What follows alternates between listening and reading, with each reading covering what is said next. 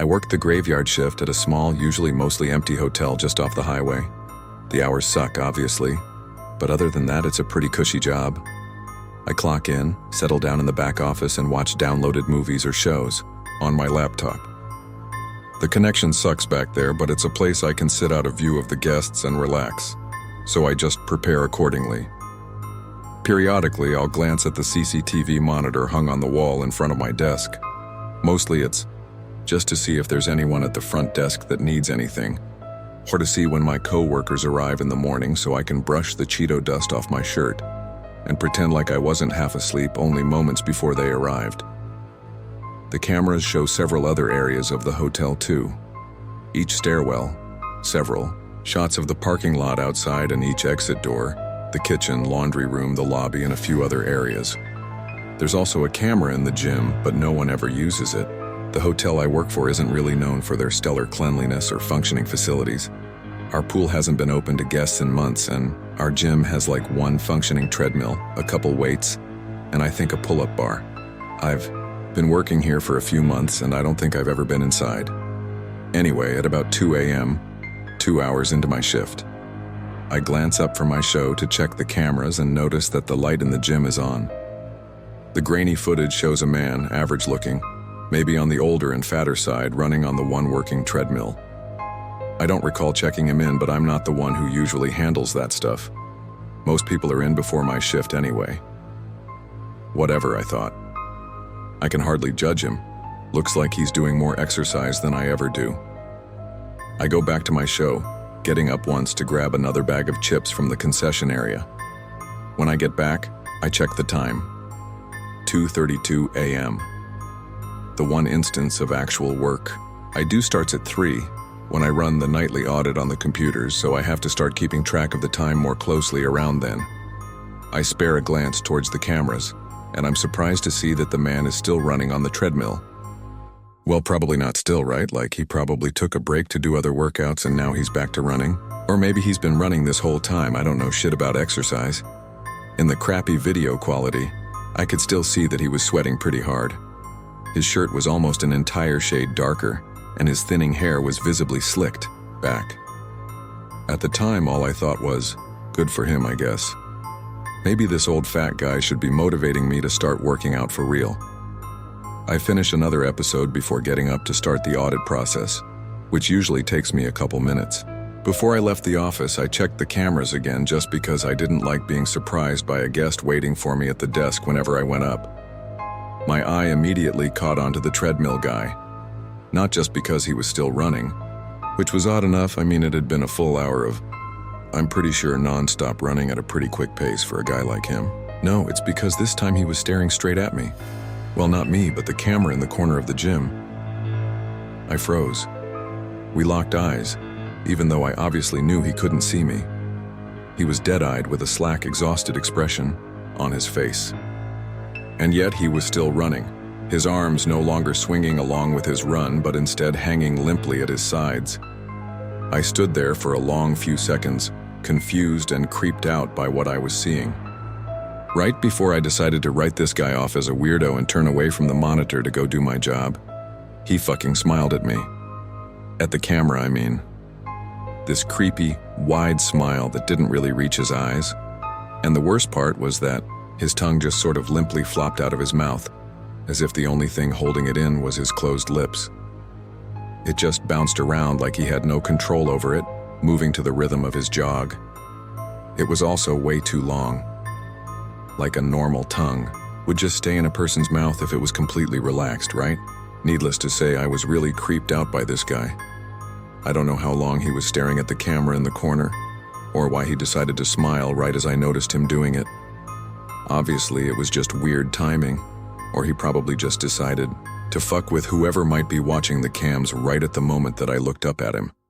But somewhere deep inside me, I felt like I was actually being watched. It was about to be 3 a.m., and if I didn't have the audit done by 3:15, I'd get another write-up and probably yelled at my boss about how it's literally the only thing I have to do all night. As anxious as this guy was making me feel, I didn't want to take my eyes off of him in case. I didn't even know why, honestly. However, I swallowed my nerves and tore my eyes away from the screen, and fast walked my way to the front desk, with my mind made up to do the audit as quickly as possible. Let me describe the layout real quick here. The back office is around the corner from the front desk. Down the hallway, past the elevators, the lobby where we do breakfast, the pool, and the laundry room is where the gym is. It's not the most well-designed hotel, and there's a few twists and turns leading to the gym at the other end of the first floor that makes directing guests verbally an annoying task. That also meant that as I stepped out to the front desk, I didn't have a straight shot to be able to see the gym. On the one hand, I was relieved that I was kind of far away from the weirdo, and on the other, I was made even more anxious that he was now no longer in my sights. I booted up the ancient computer and started printing reports, filing them away in various folders with one hand and signing stuff that needed to be signed with the other. I'm sure I got some stuff wrong, but my priority was finishing this quickly so I could return to the office. I felt exposed out here. Couldn't see anything but the lobby. The sound of some pop radio playing way too loud, drowning out any other potential noise. Every second for the 10 minutes that I was out there, I felt like something really wrong was about to happen. I had to bring some of these reports back to the office to file them away while the audit process was running on the computers. Normally, I just did this at the end of the process to not make as many trips back and forth, and because as soon as the process ended, I had to update the system to roll over to the next day. If I didn't do that part within a minute of the process ending, the whole thing would get fucked up. This time though, as soon as the computer started processing, I raced back to the office to check on the cameras again, if only just to confirm that he was still doing the same thing. The first thing I noticed when I got back was that the light in the gym had turned off. I hadn't heard the heavy gym door open and close from the front desk, but maybe the stereo was just too loud to hear it. I began scanning the rest of the displays, trying to find him on his way back to his room, in the stairwell or the elevators, or wherever, just to give me some peace of mind. At first, I didn't see him anywhere on the cameras until my eyes glanced back at the gym display. It was subtle, but the dim light on the treadmill display that indicated that it was in use looked like it was still on. I thought that maybe he just forgot to turn it off when he left, and then I saw him. He was still in there, still running. I just hadn't seen him at first in the dark. His body was barely lit by the treadmill, but that's not why I noticed him. His eyes were two pinpricks of light reflecting off the display, still staring directly at me. I choked back a gasp when I saw that. Why had the lights shut off while he was still in there? They were motion sensors. Maybe if he was standing perfectly still, they'd turn off eventually, but there he was, still running at the same pace. He was clearly exhausted, his whole body drooping forward as his arms swung back and forth, but his legs continued moving at the same speed as they were an hour ago when I first noticed him, and his head was craned at an unnatural angle to keep staring at me. In the back of my mind, I considered that maybe this man needed help, some sort of mental illness thing that made him keep running, but my fear kept me rooted to the spot, not breaking eye contact. I still had the audit process to complete, but there was no way I was taking my eyes off of him again. "What the fuck?" I muttered under my breath, but as the last word left my mouth, he suddenly stopped running and fell off of the treadmill, landing headfirst on the tile floor. The cameras didn't record sound, but I could swear I heard a crack. In my shock, it took way too long to react to the lights coming back on and him standing with his neck clearly broken and his head limply hanging backwards off of it. As soon as he stood, he ran out of the room, passing the laundry camera, the pool, and making it halfway through the lobby before I broke out of my paralysis to run and slam the door to the office shut, locking it in the process. A slam against. The door shook the office 2 seconds after I had closed it, and then another and another, like he was using his body as a battering ram. I looked back at the cameras, but there were none pointing directly at the back office's entrance. The only thing I could see was the trail he left of blood and what looked like shit all the way from the gym to the lobby. The entire room shook with the force of this fucking thing slamming itself against the door, and every call I tried to make to the police failed again and again. The door was heavy, but I didn't have faith in it holding up for that long if he kept going at this rate. I just kept looking back and forth between the door and the cameras, selfishly hoping that a guest would notice the commotion and draw this thing's attention away from me. I don't know what would happen to them if they did, but at the moment I was only focused on getting the fuck out of the hotel. After a few minutes, 3 to be exact. The banging stopped. It took a second for me to notice, but once I did, my eyes shot to the monitor. He was definitely still there since there were no bloody footprints leading away from the back office. I wish I could forget just how long I stood there, staring at the screen and willing it to show this thing walk away. But the display on the bottom right of the monitor showed me each excruciating minute, which is how I knew exactly what time another guest started making his way down to the lobby. At 6:28 a.m., I noticed movement on the camera that was pointing at the third-floor elevator. A young man dressed in workout clothes carrying a gym towel. My heart sank and I began to think of ways to warn him or somehow prevent this thing from doing whatever it was trying to do. I could have pulled the fire alarm. I could have grabbed a chair or something to use as a weapon and jumped out at it. Hell, I could have at least stopped watching. I didn't do any of those things. I watched as the man entered the elevator at the third floor and descended down to the lobby. The second those elevator doors opened, the creature that had been standing in front of my office door for the past 3 hours and 18 minutes made its move. With a speed I could barely keep up with over several camera displays, its mangled body ran on perfectly functioning legs towards the guest, slamming into walls and leaving a bloody imprint on them as it went. The guest made it 1 foot off of the elevator before this thing tackled him back into it. I only saw a spray of blood hit the opposite wall as the elevator door slowly closed again. This was my chance to get the fuck out of the hotel and never look back. But again, I found myself rooted to the ground in fear. I couldn't bring myself to tear my eyes away from the monitor, so I watched as the elevator door slowly opened once again. The guest walked out, just the same as he had walked in. He had the same chipper smile on his face, and I watched as he walked past the front desk, past the lobby and the pool and the laundry room, all the way to the gym. I was out the door and on my way to never coming back again before I could see him enter. I'm writing this in my car a few miles away from the hotel because I couldn't stand to go home yet, but I figured I should make my version of events public just in case. I know that man is running on the treadmill right now, and my coworkers or whoever else comes into the hotel next is going to have to deal with what I went through all over again. But I can't bring myself to care. I even feel too claustrophobic to stay inside my car at this point after spending so long in the back office.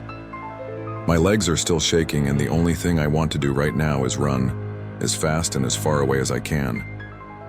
I saw the president change before anyone else. Minor slips at first, tiny erosions of habit, slight warps in personality, a transformation in slow motion.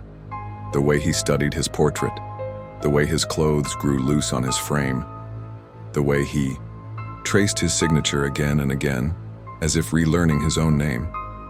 They say now I should have raised the alarm, as if I were the only one who watched it happen, as I alone could have stopped it. But a valet's duty is to serve, to follow orders, not dispense them. The coffee was the first sign. He always took it black. Navy style, he called it. But one March morning he pushed it away, wrinkled his nose like I'd served him a cup of motor oil. "Not today, Sam," he said. "Stomach's not feeling right." And yet he started eating more than ever. Cleared his breakfast plate, then asked for more. Did the same at lunch, dinner. Started calling down to the kitchen at midnight for extra food, steaks, potatoes, entire chickens. The kitchen staff had never seen anything like it, joked about finally having a president who appreciated their cooking. That's what made the weight loss so mysterious. His belt suddenly needed extra notches. His suits hung loose, his shoes slipped right off. Doctors filed through the White House for weeks. Blood tests, MRIs, full physical workups, all came back normal. They called it stress, prescribed nutritional supplements, adjusted his diet, but nothing stopped the wasting. My response was what it always is: maintain standards. I called in the tailor who could hem his suits overnight, who knew to be discreet. Discretion isn't just professional courtesy, it's national security. The world watches the president for weakness. Joint Chiefs studying his handshake at security briefings. CNN measuring his stride down the Air Force One stairs. The power of the presidency lives in the smallest details. A week after the president's weight loss began, I noticed another shift. His voice had changed, deeper, strained. I had the kitchen prepare him tea with honey, but by evening his voice was so altered the Situation Room no longer verified his voice print. The changes in the president stayed with me into the evening, still turning over in my mind as I pressed his pants for that night's state dinner. That's when I heard Dr. Reinhardt in the president's study. The First Lady stood by the window, arms crossed. I kept my head down, worked slower. A valet learns to be invisible. The blood tests, Dr. Reinhardt said, had come back wrong 4 times. Not type A, the president's blood type, but something called Arnold. The First Lady demanded new tests, different labs, accused Dr. Reinhardt of contaminated samples, of incompetence, said she'd have his license if he breathed a word of this to anyone. But beneath her anger was something else. The way her voice kept breaking, how she paced the room like a general, facing an enemy that didn't appear on any map, didn't follow the rules of engagement. That night, I looked up Rach-null blood type, found in fewer than 50 people worldwide. A genetic impossibility. Blood types don't change, can't, like eye, color, or fingerprints, except the president's fingerprints weren't working in the biometric readers anymore either, and his voice, his face. The meeting started the day after Dr. Reinhardt's news about the president's blood. Senior staff gathering in the Roosevelt room, Chief of Staff Communications Director, the First Lady, never the president. Standard procedure dictated that such meetings appear on official schedules. These didn't. I maintained my position outside the Roosevelt room during these gatherings. Through the door I could hear them, sharp whispers punctuated by sudden silences. The First Lady emerged with her silk gloves twisted tight in her hands, while the Chief of Staff's military posture showed signs of strain. Their first directive came through official channels: new dietary requirements. Red meat barely cooked, herbal teas that filled the air with a bitter smell. Then came the revised security protocols. No unscheduled interactions with the president, no press access, a strict list of approved staff for face-to-face meetings. Around that time, I noticed the Chief of Staff watching my movements, which rooms I entered, which papers I handled. He called me to his office one morning, asked about my duties, my clearances. Standard questions in a tone that made them anything but standard. I'd served 3 presidents without question. Now I found myself checking employee logs, cross-referencing staff transfers. 4 senior personnel reassigned in a week, 6 the next. Then, just yesterday, an interdepartmental memo arrived marked internal distribution only. The Chief of Staff requested exclusive use of the Roosevelt room from 2300 to 0900. No cleaning staff, no security sweeps. 3 hours unmarked on any official schedule. The president's schedule for those hours had been erased. Months of state dinners, briefings, gone without explanation. At the appointed time, the Joint Chiefs began filing into the Roosevelt room. No aides, no briefing books. The chairman carried something wrapped in a red cloth. The First Lady brought a box I had seen in the residence. Old wood, brass fittings. Marine 1 was placed on standby, the crew dismissed. Instead, a civilian helicopter landed on the south lawn. 4 men in suits stepped out, each carrying a medical bag. Consultants, the manifest said. Consultants for what? The hours that followed saw an unprecedented flow of equipment through the service corridors. Each delivery bypassed standard security protocols, carried by staff wearing clearance badges, didn't recognize. I found myself straightening already perfect picture frames, adjusting already aligned chairs, maintaining order in the small ways still within my control, as the familiar rhythms of the White House gave way to something else entirely. At 2300 hours, the doors to the Roosevelt room opened. Staff members consulted clipboards while Joint Chiefs carried in equipment I'd never seen requisitioned. Sam. The First Lady's voice behind me, sharp as cut crystal. A moment. She motioned me into the West Wing corridor. Through the Roosevelt room's doorway, I observed Dr. Reinhardt directing the placement of a medical monitoring station, while Admiral Chen's staff positioned what appeared to be electromagnetic field detection equipment. There's something you need to understand about the president's condition. She studied me with the intensity I'd seen her use on foreign dignitaries who might cause problems. The president we're seeing now isn't the one who took the oath in January. I thought of the coffee he no longer drank, The clothes that wouldn't fit. The signature and fingerprints that had changed. "Ma'am, are you suggesting?" Her gaze didn't waver. The American people made their choice. Our job is to uphold it. Behind her, Dr. Reinhardt consulted 2 documents, one on a government tablet, one that looked older than the Republic itself. Staff members measured distances with laser levels, laying down what looked like salt in precise patterns. "We need your commitment to maintain current leadership structures, Sam." She held my gaze with executive authority. "Are you prepared to fulfill that duty?"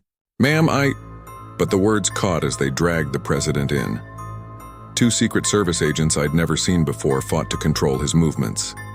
He thrashed against their grip. The perfect Windsor knot I had tied that morning coming undone. Suit wrinkled beyond salvation. Wrong. All wrong. Every protocol, every chain of command violated. Unhand the president immediately. My voice cracked with an authority I'd never used, never presumed to use.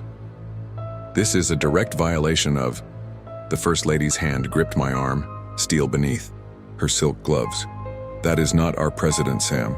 Remember your duty." The president's eyes locked onto mine, wild with desperation. "Sam, please." The agents dragged him into the Roosevelt room and forced him onto the conference table, the same table where he'd signed executive orders, conducted security briefings, shaped the future of our nation. Now they were binding. His wrists to the table with ropes. Every instinct inside me screamed to intervene, to protect the dignity of the office. The president's voice came out strangled as he screamed, "You can't, this isn't..." The agents held him down while Dr. Reinhardt unbuttoned the president's shirt. Brooks Brothers, white cotton, which I had laundered and pressed that morning. Dr. Reinhardt fought to attach the heart rate monitor to the president's chest. Admiral Chen positioned strange devices in each corner of the room, like Geiger counters. But the measurements they displayed weren't any units I recognized. "Sam." The president went suddenly, terribly still. His voice was smaller now, more fragile, unlike the man who'd taken the oath in January. "Please." The First Lady's hand gripped my arm. "Your duty, Sam. To the office." I thought of every morning for the past month, every tie straightened, every cuff adjusted, every cup of coffee served. What had I been serving? The president's eyes locked onto mine, and I finally understood. The man I'd served these past months had never once looked human. Not until now. "Choose, Sam." The First Lady's voice carried the weight of the office itself. "Are you with us?" A chill I hadn't felt since my days on the battlefield settled into my bones. My pressed collar grew damp with sweat. The Constitution provided for peaceful transfer of power, for orderly succession. Not for this. But my duty wasn't to the man. It was to the office, to the choice the American people had made, even if they hadn't known what they were voting into power. I took my position beside him. My hands were surprisingly steady as I adjusted his collar. Professional standards must be maintained even now, perhaps especially now. Dr. Reinhardt checked the monitors, medical and otherwise. The First Lady removed something from that old wooden box, papers that looked like executive orders but weren't in English. Then we heard it. Footsteps in the corridor. Wrong somehow. Each step rang against the marble floor with a sharp metallic click that reminded me of hooves on stone. The door bent inward like rubber, straining against its brass hinges. Then, the door snapped back in its frame. The silence that followed burned. Until the carpet under the door began to rise in the center, as if something was pressing up from beneath, traveling from the doorway toward our position, rippling the carpet like the surface of the ocean when a shark zeroes in on its prey. Past the sideboard, past the credenza, the president threw himself against the ropes binding him to the table. His polished shoes, which I had shined to military standard at 0500, kicked against mahogany. I pressed down on his shoulders. Professional standards had to be upheld even in crisis. Especially so. "Please remain still, sir," I said, as if adjusting his tie, as if I couldn't feel him trembling. When the bulge reached us, the carpet split with a sound like tearing silk. What emerged was a wriggling black eel-like appendage that left char marks across the table's wooden legs, made the varnish run like melted wax. The being, if that term applies, stood to its full height and moved toward the president. My hands tensed. Then for just a moment I nearly let go. It was instinct, something deep in the marrow, a primal recoil. The president's skin was fever-hot beneath my grip, but the thing sinking into him was cold. So cold it burned. For exactly 3 seconds, the heart rate monitor showed 2 distinct pulses. 2 beings in the president's body, then only one. It was finished. I maintained my position until the First Lady dismissed me. "You've done well, Sam. He'll remember that when the time comes." I straightened my tie, smoothed back my hair. My reflection showed exactly what it should. A valet, awaiting orders. Only later alone did I remove my jacket to find the scorch marks on my palms where I had held him down. The burns will make tomorrow's duties more difficult. Pressing his shirt, tying his tie. I will note his suit fit. If the collar is too tight, I will have it corrected. And if the president's hands seem larger than today, I will ignore it.